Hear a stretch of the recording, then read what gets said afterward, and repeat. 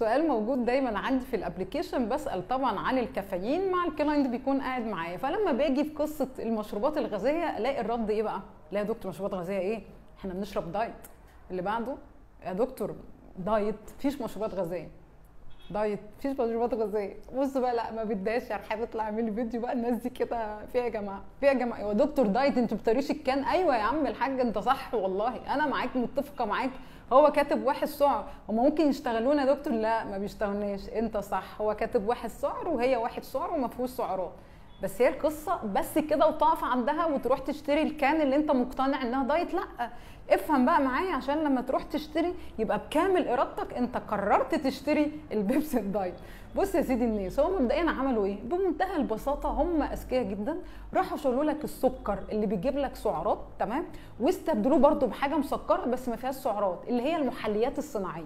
لما يحط محليات صناعيه، وطبعا اكتر حاجه موجوده عندنا في مصر الاسبرتام، يمكن بره كمان بيحطوا ستيفيا.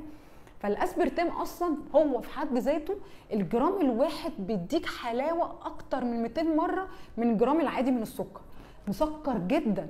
فبالتالي هم عشان يحطوا في الكان الكميه دي مش محتاجين جرام ولا نص جرام من الاسبرتام، ده بيحطوا كميه بسيطه قوي، كام ملي من الاسبرتام يكفي تماما هو يديك حلاوه السكر في الكان الواحده.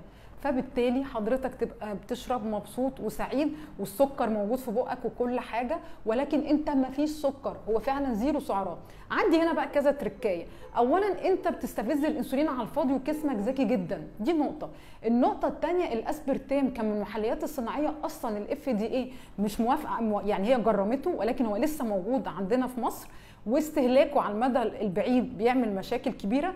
بلس يا فندم احنا قصتنا مش بس قصتنا سعرات، مدرسه بدايه جديده، ان الفكره هنا ان الكان نفسها احنا اتكلمنا قبل كده وقلنا حمض الفوسفوريك اللي موجود فيه طبيعي دي صودا، فطبيعي بتبوظ التوازن ما بين الكالسيوم والمغنيسيوم، فبالتالي بتدخلنا على اللونج تيرم في هشاشه العظام ومشاكل السنان، وبيحصل عندي مشاكل في قصه الكالسيوم وشرحناها بالتفصيل قبل كده.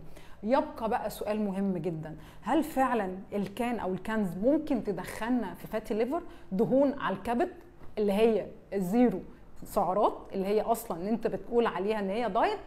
هجاوبك الحلقه الجايه.